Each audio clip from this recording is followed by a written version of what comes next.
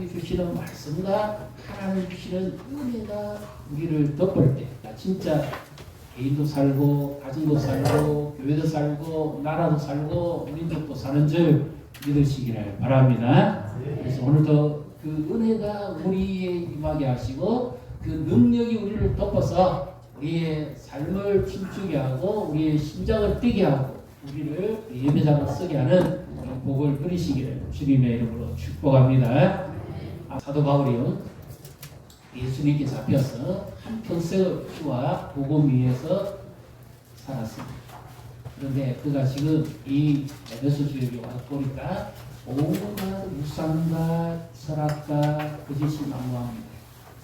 사람들이 모든 것을 다 갖췄어요. 로마 제국 당시에 그 화려함과 부유함이 얼마나 대단한 온갖 신전들이 다 있고 화려한 것이 다 있습니다. 그런데 그럼에도 그들이 핵심이 없습니다. 그림을 한번 보여드리면 좋겠습니다. 이것이 바로 에베소 교회. 에베소 교회라는 것은 소아시아의 에베소 교회라는 것은 우리를 치면 금산공교회, 금산비교회 이게 아니고 그 지역에 있는 교회입니다. 이 교회는 에베소는 주로 도 요한의 기념교회가 많습니다. 이 당시 교회가 규모가 얼마나 큰지 지금의 건물로 지어도 그만큼 크게 안 옵니다. 그리고 돌 하나의 무게가 얼마나 대단한지요 엄청납니다. 그 옆에는 신전들이 있고 지금은 다 무너졌는데요. 제가 그 땅을 보면서 느꼈던 건 바로 이거 복음의 절박성, 위기감. 그렇게 예수를 위해서 일평생 헌신하고 살아왔던 사도 바울이 복음을 외쳤는데 지금에 가서 보니까 완전히 항폐 버려진 땅입니다. 그리고 터키는 이슬람을 99% 신고 국가적 하루에도 5번씩 기도하는 시간에 그 이슬람 방송을 하고 모든 국민이 거기에 세워져 있고 그렇게 따라요. 왜 이렇게 되어버렸어요? 그렇게 화려하고 그렇게 놀라운 부의 역사가 일어났던 이 땅이 지금은 황폐해버렸나. 한 사람 때문에 오스만 투르크, 이 터키의 민족의 지도자라고 하는 이 사람이 이슬람을 신봉합니다. 원래 터키는 이슬람을 신봉한 국가가 아닙니다. 그런데 완전히 나라가 지금 나라는 썼지만 영적으로 죽어있다. 그리고 소아시아 일곱교회, 바울 복음 전했던 바로 그 모든 것이 다 터키 지역에 있습니다. 그런데 지금은 이렇게 황폐합니다. 무엇을 보여줄까요? 그 로마의 화려함이 지나고 모든 것이 다 무너져 버리는데요. 복음이 들어가지 아니한 것은 죽은 땅과 같습니다. 여기서 제가 절박함을 그 다음에 또 한번 보여주세요. 이것은 마게도니아 마지막 왕조 그 이후에 셀루투스 셀수로 이 도서관 그 당시에 3만 권의 장서가 비치되어 있는 곳입니다. 그리고 앞에는 운영기입니다. 이것은 무대입니다. 음악이나 축제를 할 때 사용하는 데인데 아무래도 황폐합니다. 역사가 지나가서 그런 게 아니라 여기서 우리의 심각성을 깨워야 됩니다. 나의 신앙도 전진하지 않은데 언젠가는 이 건물처럼 다 무너지고 말이야. 얼마나 오래 믿었느냐, 얼마나 저거 했느냐가 중요한 것이 아니라 계속 내 신앙의 위기감을 가지고 달려가지 않는다면 언젠가는 이 건물이 다 무너진 것처럼 나의 신앙도 점점 퇴색되어져 가고 무너질 때가 올 거라는 거죠. 사도 바울이 그렇게 복음을 위해서 살아왔는데 한 개인 개개인을 붙들고 복음을 전했겠죠. 그런데 바울이 원했던 것은 도시 전체가 하나님께 돌아오는 것을 기대하고 갔을 복음이죠. 사도행전 13장 그 수리아 안디옥에서부터 19장 에베소에 이르는 이 길이 세계에서 가장 그 당시에 비옥한 땅입니다. 소설단의 비옥한 땅. 이 지역을 다니면서 사도 바울이 죽을 고생을 하면서 복음을 전하는데요. 그 이유는 몇 사람을 전도하기 위함이 아니라 그 도시, 옛날에는 성이죠. 에베소스, 그 다음에 빌립보스, 각 성마다 모든 사람들이 예수님께로 돌아오기를 원하는 그 일념에서 그가 달려갔습니다. 그래서 사도 바울이 뭐라고 그럽니까? 나는 둯대를 향해서 달려간다. 주 예수께 받은 사명, 이 은혜의 복음을 전파하는 일을 마치려 하면은 나는 조금도 내 생명조차도 귀한 것으로 여기지 않는다. 그래서 오직 복음을 위해서 사는 인생이 가장 복 있는 줄 믿으시기를 바랍니다. 옆에 보시고 축복하십시다. 복음을 위해서 달려갑시다. 복음이 멈추면 개인도 가정도 공동체도 나라도 망하는 거예요. 이게 위기가. 교회 안에서 유일하게 나타낼 수 있는 능력은 어떤 능력입니까? 금도 아닙니다. 숫자도 아닙니다. 복음입니다. 오직 예수와 그 복음을 위해서 살아갈 때 하나님의 은혜가 우리 많은 줄 믿으시기를 바랍니다. 오늘 이 말씀 가운데서요 특이한 사건들이 좀 일어납니다. 말씀을 2절을 같이 읽습니다. 아볼로가 고린도에 있을 때 바울이 윗지방으로 다녀 에베소에 와서 어떤 제자들을 만나 이르되 너희가 믿을 때에 성령을 받았느냐 이르되 아니라 우리는 성령이 계심도 듣지 못하였노라. 사도 바울의 제자이거나 또 다른 바나바의 제자이거나 아니면 베드로의 제자이거나 이러면 그 제자라고 이렇게 해야 됩니다. 어떤 사람의 원문 번역에 보면 예수님의 제자들, 사도 바울이나 예수님의 제자들에 의해서 가르침을 받는 제자들은 그 앞에 완사라도 부른답니다. 그 제자들. 근데 여기에는 지금 완사가 없어요. 그래서 특정 인물이 누구라고 표현을 못하니까 12명쯤 되는데 어떤 제자 이렇게 표현해놨어요.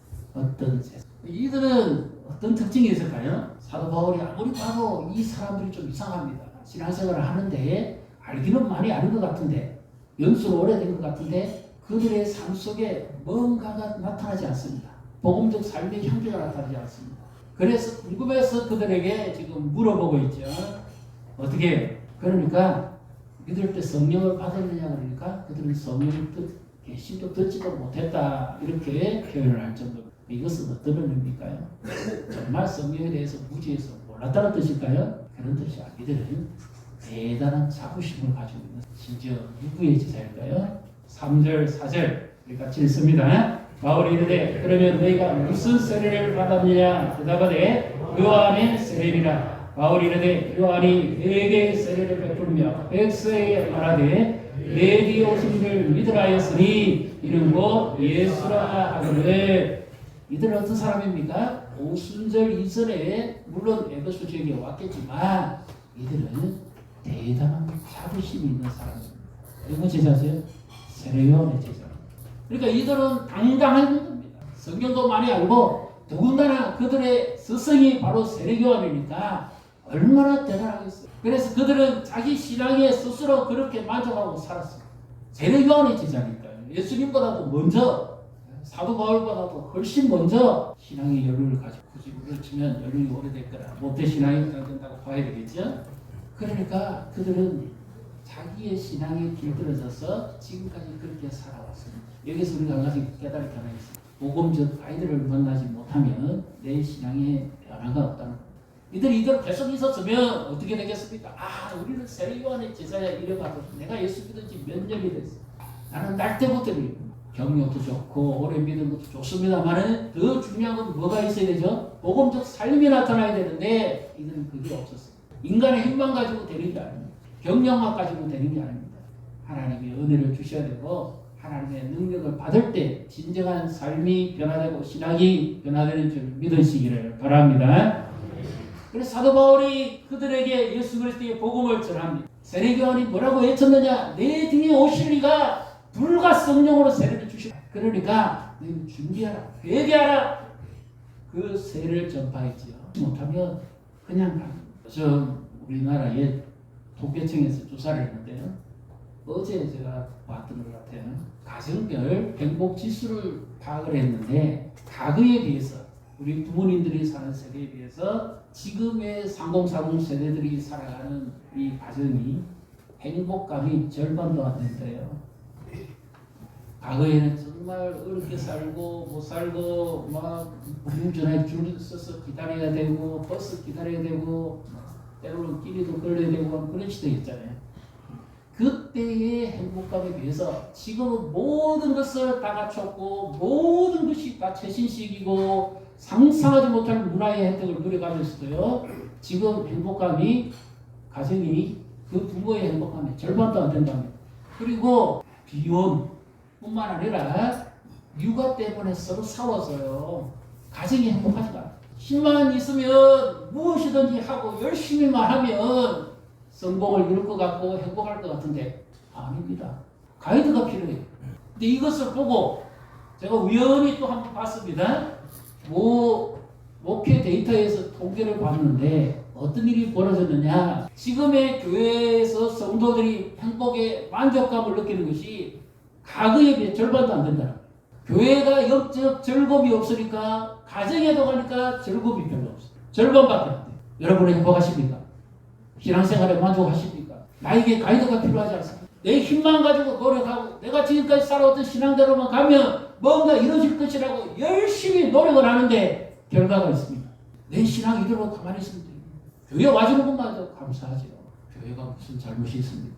성질나면 교회 안 바꾼다. 내가 다시는 교회 가러 와. 교회가 무슨 잘못을 했습니까? 부부싸움하고 성질나면 교회 안 돼요. 와주셔서 정말 감사합니다. 내 삶의 가이드가 필요합니다. 복음적 가이드가 필요합니다.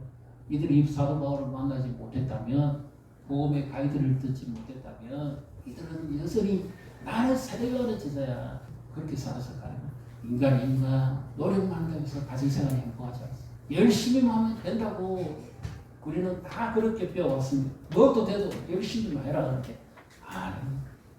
그 열심히, 바른 열심히를 해야 되지 무조건 열심히 힘만 가지고 능력만 가지고 안 돼. 이 위기를 극복하기 위해서 내 신앙의 위기감을 가져야 돼. 나는 이대로 가면 과연 내 신앙 건축, 그리스도의 건축이 바로, 아니면 시간이 지나가고 세대가 지나가면서 나의 신앙도 이미 그 건물이 무너지는 것처럼 점점 주저앉고 흔들리고 기초가 흔들리고 변형이 오고 변질이 오고 힘을 못 견뎌서 넘어지고 쓰러지지는 않는가. 위기감을 내 힘으로나 한번 따라해 보십시오. 힘으로도 능으로도 되지 아니하나 오직 나의 영으로 되느니라. 그래서 이들은 성령의 능력에 잡힌 바가 되지 못했습니다. 그래서 사도 바울이 복음을 전하고 그들에게 안수하니까 성령이 그들에게 임하여 그들이 하나님을 찬양하고 놀라운 복음적 삶으로 변화됩니다. 가정생활도 마찬가지입니다. 열심히만 하면 행복해지는 거 아니에요. 하나님의 은혜가 임해야 되고 성령 충만한 가정이 되어야 가정생활도 즐겁고 화목하고 평안하고 부모 자녀 간에도 즐겁고 관계도 잘 되고 모든이 순탄하게 이루어질 줄 믿으시기를 바랍니다. 우리의 영원한 가이드는 누굽니까? 예수님이죠. 목자 되신 예수님. 그분을 따라가야 돼요. 그분을 따라가지 않으면 우리는 계속 흔들리는 세상에 계속 흔들리는 거예요. 어떤 사람이요 사막에서 그만 길을 잃었습니다. 공교롭게도 밤이 되었어요. 아무리 봐도 길이 안 보입니다. 그래서 자기 생각에 이런 생각을 했습니다. 발자국을 따라가면 길이 나오지 않겠는데요. 그래서 그 발자국을 따라 계속 그래도 길이 안 보여요.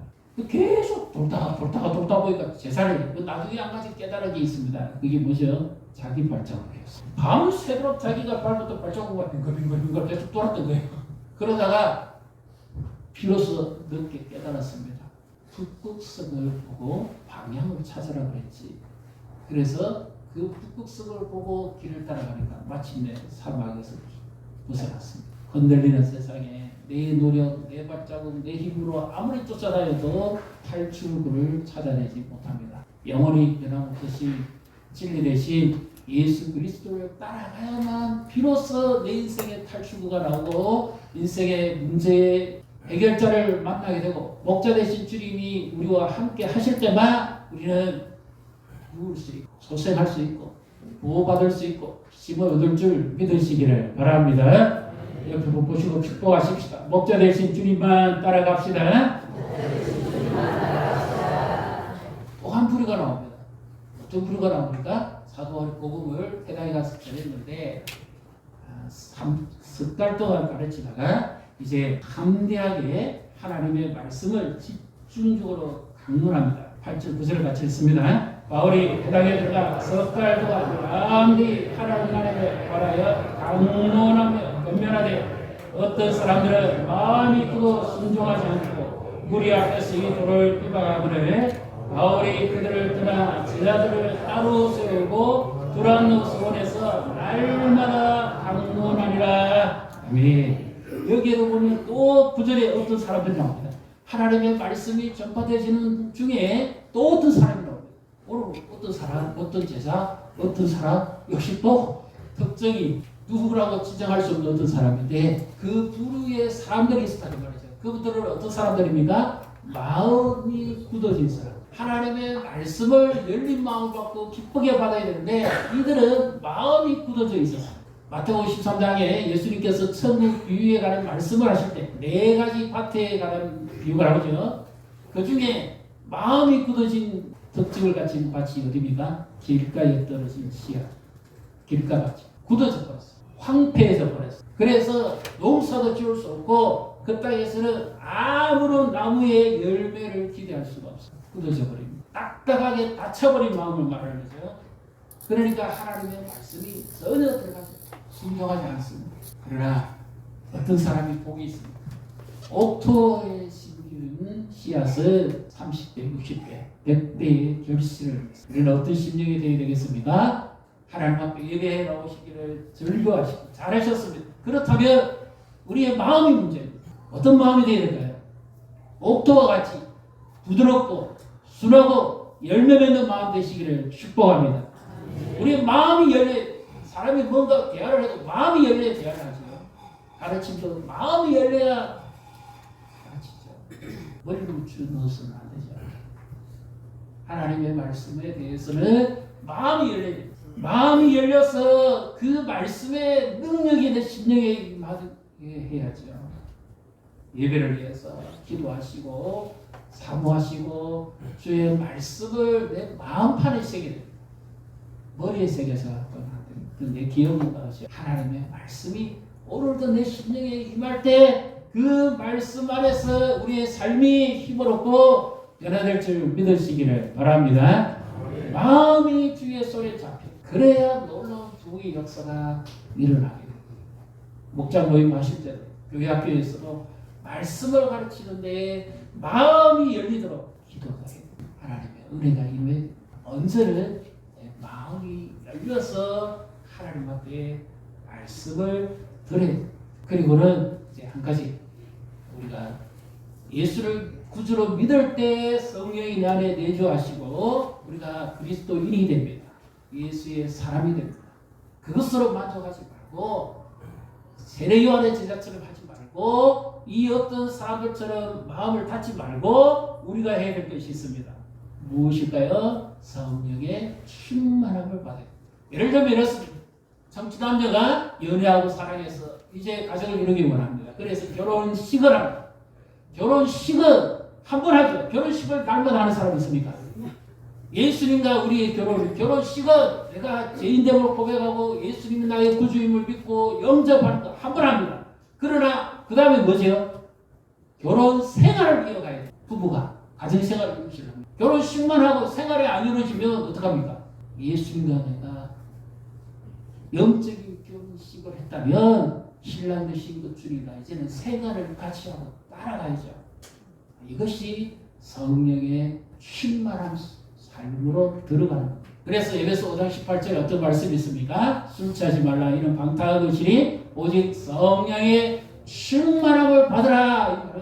자꾸 여기 술 취하지 마라. 여기 술 취하지 마라 그랬지. 술 먹지 마라는 안 했다. 이렇게 생각하는데 그 말이 아닙니다. 지배를 누구에게 두느냐 그 말입니다. 내 인생의 지배를 누가 가지고 계시느냐? 예수 그리스도가 내 인생의 주인이시고 그분의 지배를 받는 것 외에는 모든 것을 다 거부하라 그 말입니다. 이것이 충만함입니다. 그래서 충만함이라는 단어는 한번 따라해 보십시오. 절대적으로 하나님을 의지하는 것입니다. 하나님과 나 사이에 뭐 막혀있는 것이 있을 것 같아요. 절대적으로 하나님을 의지하는 것. 그렇게 하기 위해서 어떻게 해야 됩니까? 말씀을 읽고 듣고 묵상하고 그 말씀을 내 것으로 소화시켜. 이것이 능력 있는 신앙의 비밀.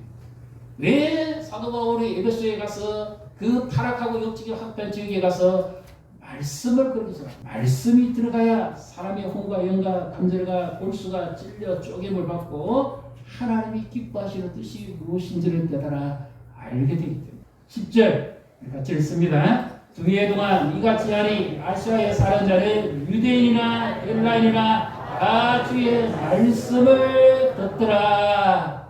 영적으로 한패한 땅, 철학과 온갖 우상과 정말 타락한 도시입니다. 그 땅을 다시 살리고 부흥케 하는 능력을 하나님의 말씀이 날마다 전파되어집니다.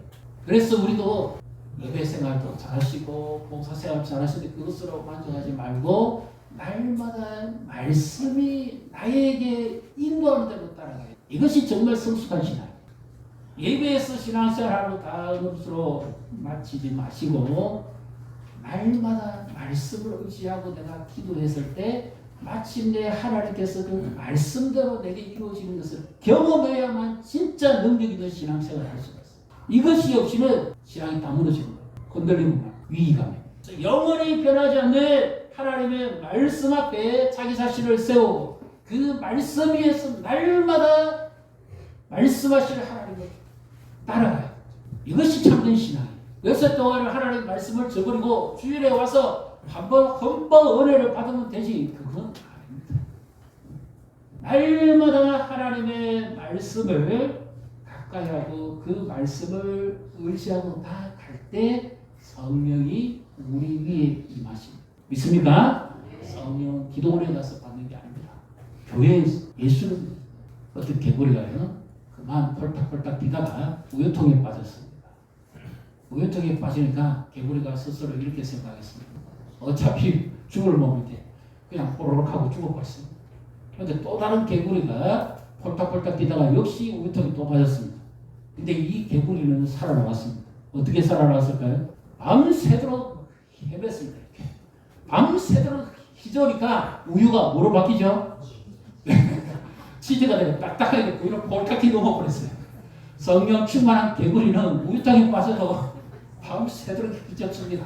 그래서 살아납니다. 우리의 형태는 어떻습니까? 지금 나는 내 현실에 갇혀서 그냥 실망하고 삽니까? 인생에 먹을 거 있나? 이렇게 사는 것이 이렇습니까? 아니면 하나님의 말씀을 의지하고 날마다 그 말씀의 이 수영을 계속 지금 앞이 보이지 않아도 하나님의 말씀을 의지하고 지속적으로 계속 유용해. 그래 하다 보면 내 힘이 아니라 하나님의 은혜로 빛이 달라져. 내 가정이 내 힘으로가 아니라 말씀이 내 가정에 임하고 기도하고 계속 하나님을 의지하고 절대적으로 하나님만 바라보고 나갈 때 하나님께서 하나님의 신비한 능력을 우리에게 부어주셔서 우리를 회복시키고 우리의 가정을 건져내실 줄 믿으시기를 바랍니다. 그래서 성령 충만하시고 절대적으로 하나님을 의지 그 무엇보다도 먼저 하나님을 찾고 직장에 나가서도 일하시기 전에 먼저 성경 말씀을 읽고 그리고 기도하고 하나님의 오더를 받아요. 사업을 하시는 분, 비즈니스 하시는 분, 직장에 일하시는 분 누구보다 먼저 출발하셔가지고 정리하고 거기서 하나님 제게 하나님의 말씀을 들어요. 내 삶 속에 말씀하시는 하나님을 거기서 내가 만나야 돼요. 가정에서도 마찬가지. 하나님의 말씀하죠. 그 말씀이 나를 이끌고 그 말씀의 능력에 내 인생을 걸 때 스스로 자기 힘으로 자기 발 찾아서 아무리 돌아다녀도 헤어나오지 못하는 사막의 길이지만 하나님의 말씀이 나를 이끌고 하나님의 그 말씀의 능력이 나를 붙들 때 광야의 길이 생깁니다. 사막의 강이 열리는 이와 같은 놀라운 은혜가 함께 하실 줄 믿으시기를 주님의 이름으로 축복합니다.